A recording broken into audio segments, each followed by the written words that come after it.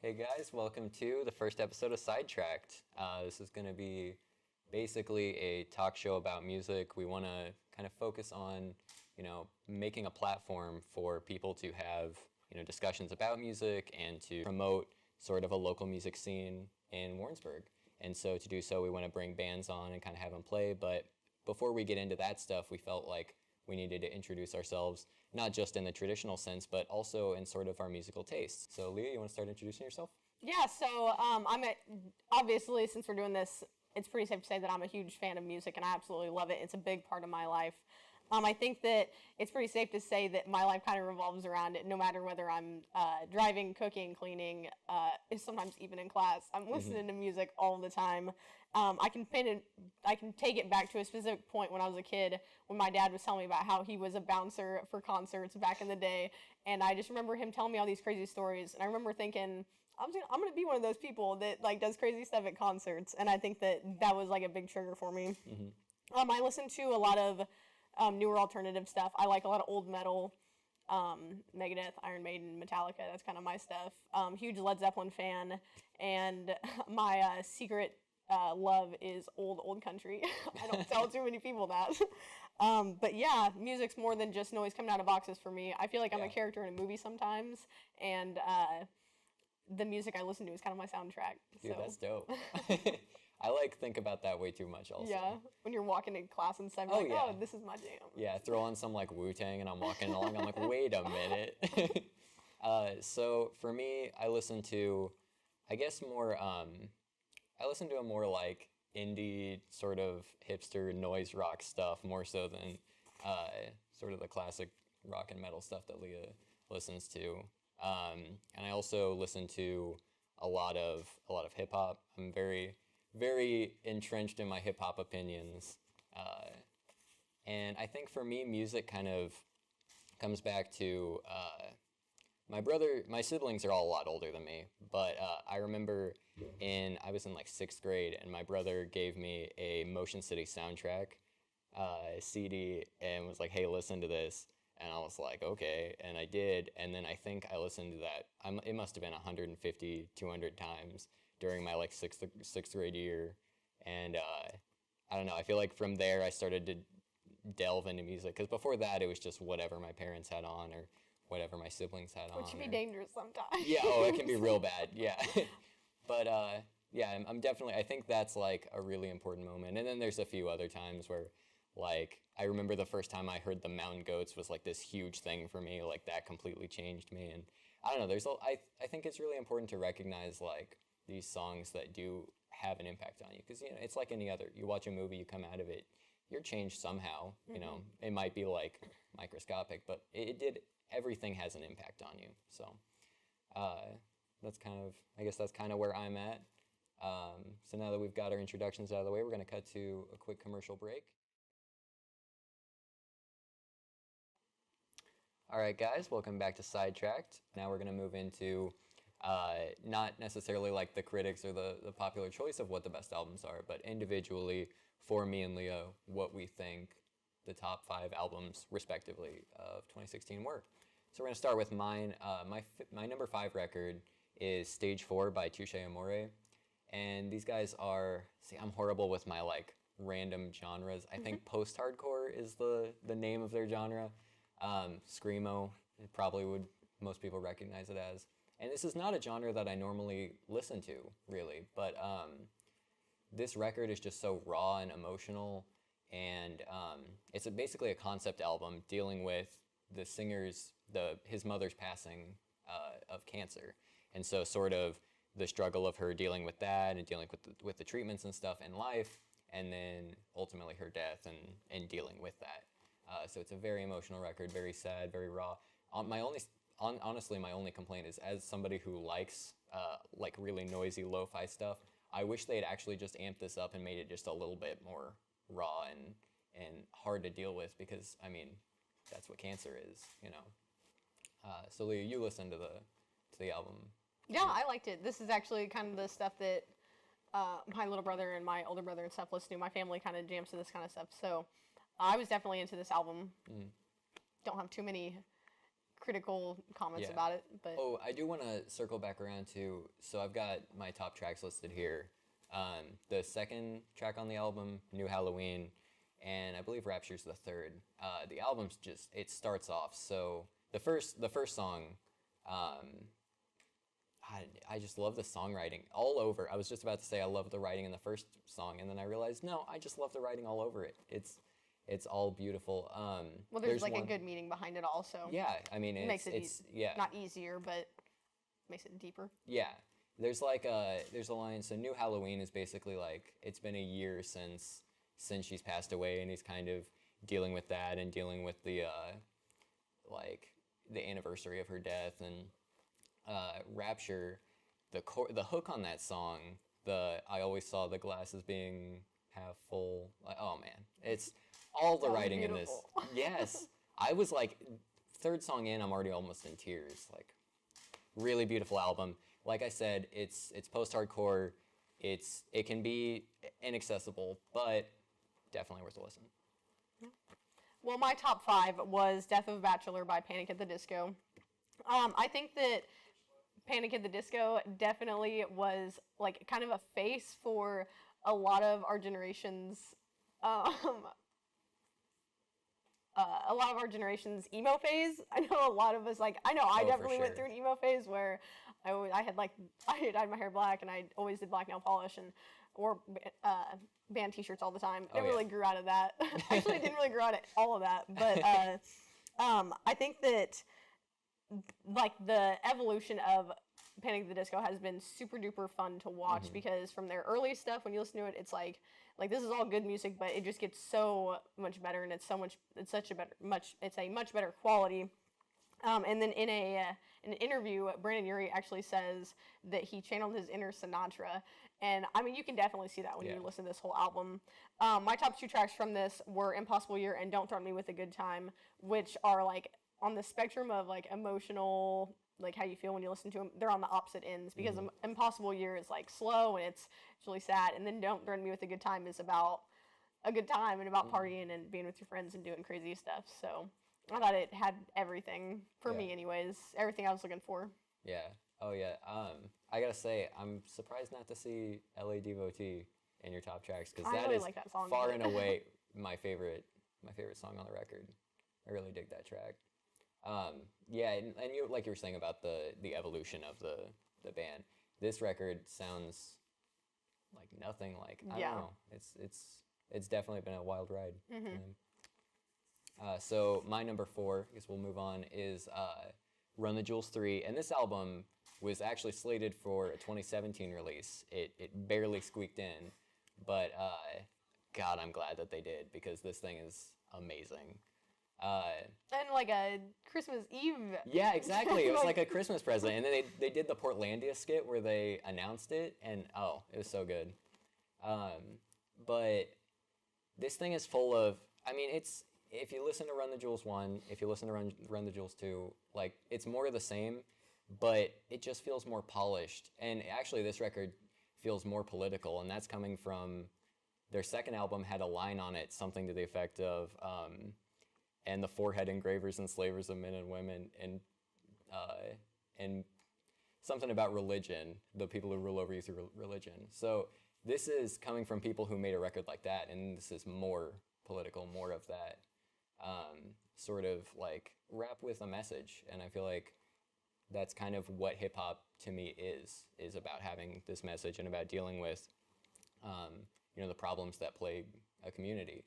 And so that's why I put A Report to the Shareholders, because it's that is feels to me like a call to action, like a kill your masters, let's destroy the government and start over. Like, oh, this thing is crazy.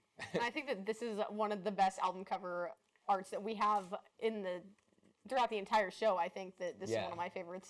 Yeah, and then there's also that, because there's a song on the record, Stay Gold, and so they've got that coming up a few times, the gold theme, and dude, Killer Mike and LP, man, you can't go wrong with them. When even Kendrick is talking about them, like, that's how you know somebody's good. All right. Awesome. Well, my number 4, going back to Black Star and David Bowie. This album was flabbergasting. I Oh will yeah. just go ahead and say it was flabbergasting, I think. Um, Obviously, Bowie's like a huge music icon. He has been forever. And this album gave all of his fans like at least somewhat closure about what was going on and what happened. And I remember when I heard the news and when I listened to the album, like I just couldn't help but tear up. And I get really emotional and invested in my favorite artists and stuff. And I think it's really noble that he was working on this up until his death. Like Yeah. there was, I mean, he just put everything he had into this album. Um, One of my Lazarus is my favorite song from this album, specifically because in the song it says, "Oh, I'll be free, just like that bluebird." And if that doesn't make you like, I don't know, if that doesn't make your heart hurt, then I don't know what does. Yeah. But there's definitely an emotional attachment for me and probably for every other Bowie fan in the entire world with Yeah. this album. And then "'Tis a Pity She Was a Whore" is just a great song. I Yeah. really like. That was my second favorite one Yeah. on the album. No, this record, the first time I listened to it, it was like 2 in the morning. I was by myself in my room. I was Not a like, good because I knew. combination. Well, see, I knew that I was gonna be, because I've listened to Bowie forever. I Mm-hmm. mean, I grew up with them, and so I knew I was gonna be very emotional about it, and so I locked myself away. And I knew it was gonna be sad, but there was almost this like air of like creepiness to it, of like, it really it delves into dying and leaving a legacy, and it made me think not just about his death, which is what I was going in expecting, but also, worrying about my own. And I had nightmares for like weeks after listening to this thing. It messed me up, but it was an amazing ride. It's an amazing album. It's some of his best stuff, I think. Absolutely. All right, so for me, my next record is, we're on number 2. Oh, 3. 3. Okay, I was like, oh man, I'm getting ahead of myself. I was about to say, oh, I don't want to give it away. All right, we're on my number 3 is Blonde by Frank Ocean. And this record, see, I'm going to be honest, I wasn't a huge fan of Channel Orange. I thought that I liked a lot of what was going on. I just felt it was kind of almost a little immature. Like it wasn't really, the best that he could be doing. And man, did he bring the best that he could be doing this record. He really brought it around and he delivered. This thing it's soulful. It's the songwriting, once again, that's, if you can't tell, that's a very important thing for me, is when I'm looking at, the lyrics to a song, what am I seeing? And he delivers, like Solo, one of my top tracks. There's a bull and a matador dueling in the sky. In hell there's heaven. Like that hook is fantastic. And then all of Nike's, like the reference to Othello. Oh, okay. I could gush on this record forever, but it's instrumentally it's great. It's got that soul sound, and the writing is just fantastic. Very mature record. My number 3 album was Walls by Kings of Leon. It's funny now when I look back at it because when I first heard Kings of Leon, and I think I was in middle school whenever I first heard some of their stuff, and I did not like it. I was like, this sounds weird, I'm not a fan. And now, like, that's really funny to me because Kings of Leon is actually one of my new favorite bands. And it took me a long time to get around to listening to this milky album. But once I did, I was super duper pleased with it, and I thought it was absolutely awesome. Some of the stuff that I've read about it, though, is a lot of critics and reviewers didn't like it just because it wasn't as rugged and rough as their past stuff. I could see that. I can see that, but I definitely like this sound better. Really? Yeah, I think middle school me would have liked it a lot better, too. Yeah. But this album really made me want to see them in concert because, I mean, concert tickets are expensive and you can only go see so many bands. And I think it's really important whenever they release an album like this and it makes people want to go see them because that's really where their money is anyways. But my definite top 2 tracks were Around the World and Walls. Around the World is super duper cool because I like to travel. And I think, like, every time I listen, I'm like, oh yeah, I'm traveling around the world. But yeah. I've got to say, before we move on to mine, I really like the song Reverend. I think that's my That's a favorite good song. on the record. They're all good. Yeah. I mean, I definitely enjoyed the whole thing, but that Yeah. second song. So my number 2, moving right along, is Teens of Denial by Car Seat Headrest. And this is a band that, once again, like I said with Frank Ocean, I wasn't, all that impressed with their record before. The few things I'd heard from it, it felt like they kind of dragged on, like they weren't operating on all their cylinders, I guess. But man, you can ask Leah. We've talked about this record ad nauseum, but it's got that lo-fi sound that I love. It's youthful. It's rebellious. It deals with a lot of like issues that I think are especially like prevalent to our age group, like the song "Destroyed by Hippie Powers" and then the song on the record that follows it, "Drugs with Friends." They remind me of "Swimming Pools" by Kendrick Lamar, where they sound like they're an anthem, like endorsing drug use or drinking, but in reality, they're kind of talking about how people feel pressured to do so in this age group and because of the scene they're in. And so I just think there's another example of amazing songwriting. He's an English major, you can tell. Yeah, definitely. The whole thing's amazing. So that's my number 2. Leah, you ready to? Yeah. My number 2 was actually almost my number 1. It's Cleopatra by the Lumineers, and it I had been waiting for so long. I mean, not really that long, I guess, but I'd been waiting for a long time to hear their comeback album, and I think that they did a great job of sticking to what they were good at. Like we said that with Panic at the Disco, they really evolved over time, and Cleopatra definitely did not show that with the Lumineers. They kind of stuck with what they were good at. They, I don't know, I didn't see too much of a change, but I liked it. They know it works. They stuck with it, and I think that's great. Every time I listen to any of the Lumineers songs, no matter which album, there is. I feel like there's like a feel where I'm sitting in an old bar drinking like a craft beer, and I think that's one of the coolest things ever. My top 2 tracks were Angela and Where the Skies Are Blue, and both those songs are songs I can just listen to over and over again. I really like it a lot. And like we talked about before, you didn't even put White Lie on there, which I know. it's my favorite song on the record, but it's Number fine.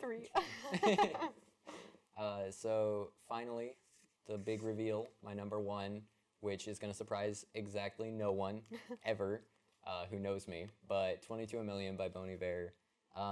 We keep talking about the evolution of an artist, and I think that Bon Iver, more so than most other artists, like it's Justin Vernon, each of his records feel vastly different from each other. They have this sort of difference in theme. They're not quite concept albums, but they have a location or a theme or an idea in mind, and they run with it.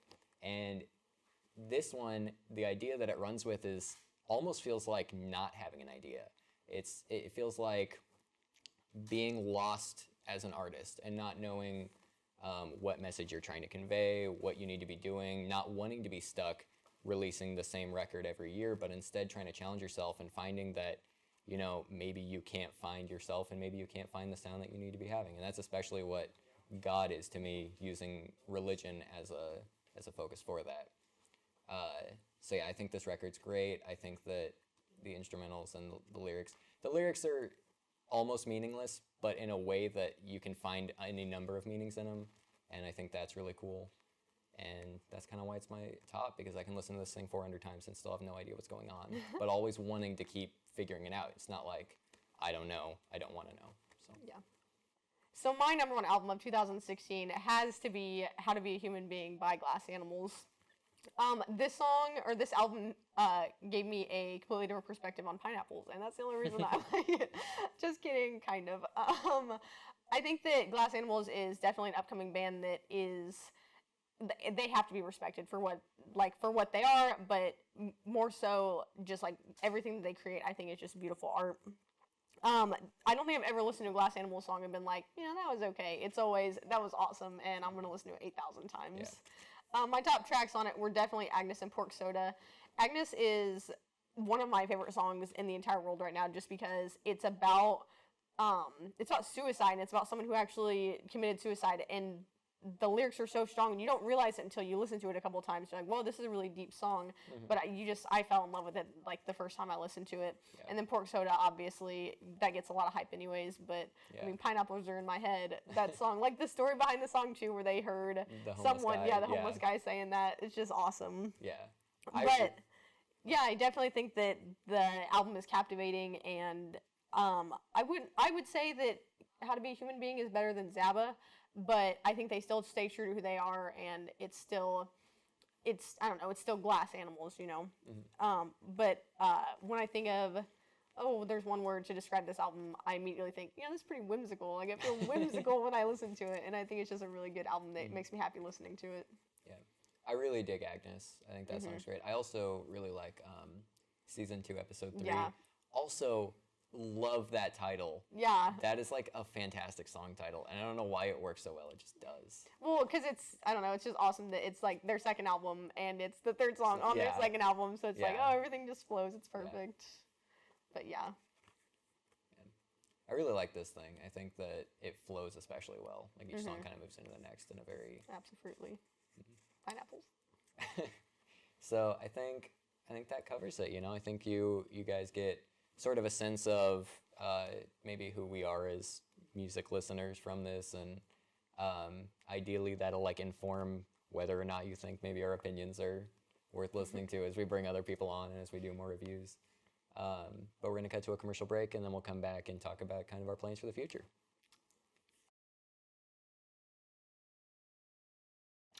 All right, guys, welcome back. So we're going to talk now about kind of what you can expect moving forward. So this week we talked about a bunch of albums. Our ideal, though, is to kind of focus on one album and pick one thing to kind of really dissect and break into as much as we want to and not go over time. So that's what to expect next week. We're also going to be bringing local musicians on, and for our first performance, we're going to have our friends in the band Eggs on Mars come in. We're going to talk to them, interview them, figure out how they got started, what their goals are, what their influences are, and then ultimately have them, you know, play a set for us. Yep. So Don't forget to follow us on Spotify, where we're going to put all of our top tracks from our albums onto a playlist. Each week we'll do this.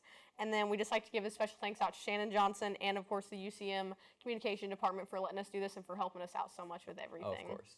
Not a done without you guys.